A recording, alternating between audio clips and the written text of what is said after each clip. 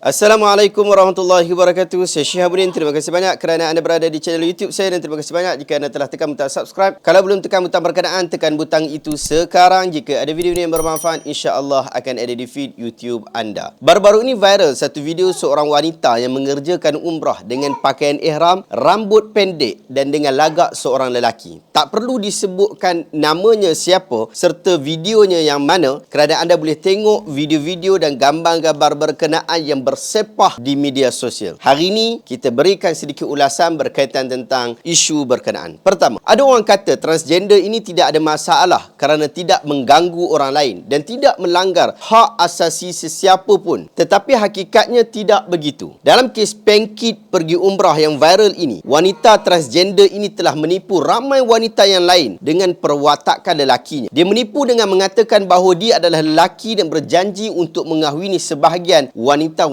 berkenaan. Bukan seorang, tetapi ramai yang kena pailang dengan kawan ni. Kes yang sama juga telah viral beberapa bulan lalu di Indonesia. Tetapi dengan keadaan yang lebih parah apabila si penjahat ini telah berjaya kahwin dengan mangsanya. Modus operandi hampir sama, iaitu mengaku diri sebagai doktor. Tetapi selepas kahwin, ditarah duit wanita berkenaan sampai habis. Dalam kes di Indonesia itu, mereka sempat kahwin sampai 10 bulan. Sehinggalah keganjilan dirasai oleh mangsa sehingga akhirnya dibuat laporan polis dan si Pengkit itu ditahan. Bukan sekadar menipu orang, Pengkit ini bertindak dengan lebih kurang ajar apabila menunjukkan dia sedang melakukan umrah dengan pakaian ihram lelaki. Ini adalah maksud tunggang agama dengan sebenar-benarnya. Dia telah menggunakan agama untuk agenda penipuannya. Nabi SAW sebut, "Ma dhi'bani ja'i'ani ursila fi ghanamin afsada laha min hirsil mar'i 'alal mali wasyarafi lidinihi." Dua ekor serigala yang cukup lapak yang dihantar kepada satu kawanan gerombolan kambing, tidaklah ia lebih merosakkan jika nak dibandingkan dengan kerakusan seseorang kepada harta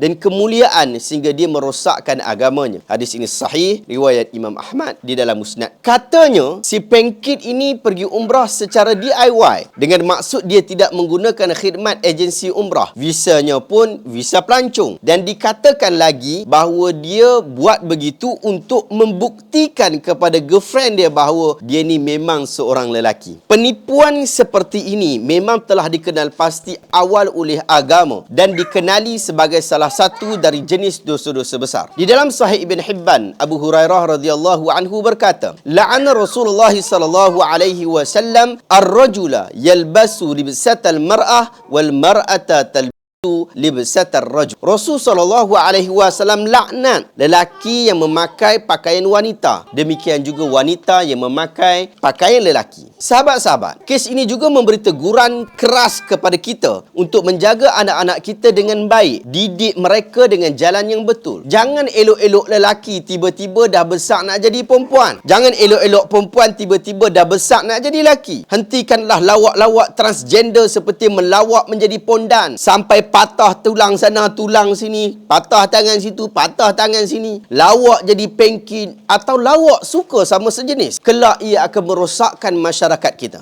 Pastikan ia tidak menjadi budaya dan kebiasaan masyarakat ini kerana akhirnya kitalah yang akan menghadapinya. Jangan sampai masyarakat kita begitu seronok melakukan kemaksiatan, bimbang nanti ia merosakkan dan memusnahkan kita. Pada hakikatnya, keseronokan melakukan maksiat itu adalah salah satu bentuk hukuman dan balasan yang Allah Ta'ala berikan kepada orang berkenaan. Allah menghukum mereka dengan mencabut rasa takut kepada Allah, cabut rasa malu daripada diri mereka. Inilah sebesar-besar azab bagi seorang Muslim sehingga mereka tidak rasa gentar melakukan dosa.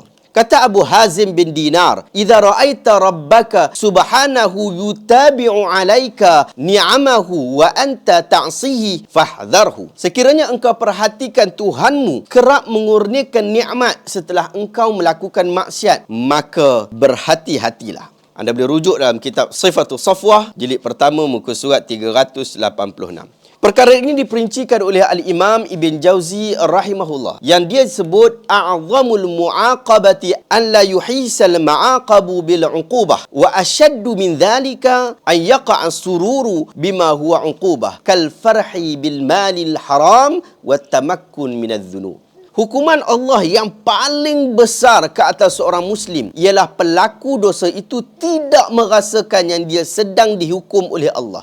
Dan dia lebih dahsyat lagi dari itu lagi, mereka merasa seronok dengan hukuman, iaitu hati mereka dicabut dengan rasa takut tadi. Seperti mereka merasakan seronok dengan memakan harta yang haram atau kal melakukan dosa. Anda boleh rujuk dalam Saidul Khatir, muka surat 20. Itulah yang diketakuti oleh semua umat Islam.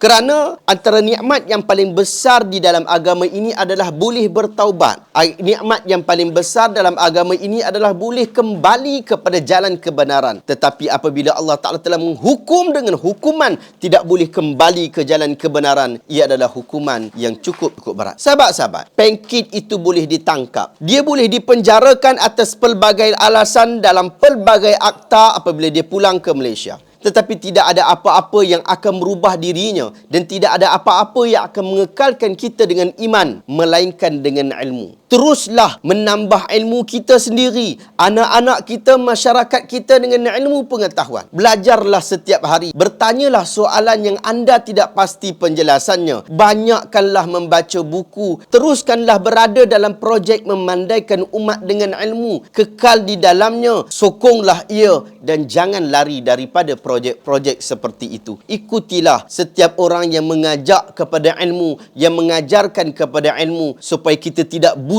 sehingga kita berjalan ke tempat-tempat yang berbahaya. Wallahu ta'ala alam. Adakah anda dapat sesuatu ilmu yang bermanfaat pada hari ini? Saya mahu mencadangkan anda untuk dapatkan buku 76 Dosa-Dosa Besar. Ia adalah buku terjemahan yang saya dan tim telah terjemahkan beberapa tahun lepas daripada kitab asalnya Al-Kabair wa Tabinil Maharim yang ditulis oleh Al-Imam Al-Zahabi rahimahullah. Semoga dengan membaca buku berkenaan, dengan memahami buku berkenaan, ia dapat menjauhkan kita daripada perlakuan dosa-dosa besar. Wallahu ta'ala alam. Jika anda rasa video hari ini bermanfaat, tekan butang share. Semoga orang lain juga mendapat manfaat yang sama. Terima kasih banyak. Assalamualaikum warahmatullahi wabarakatuh.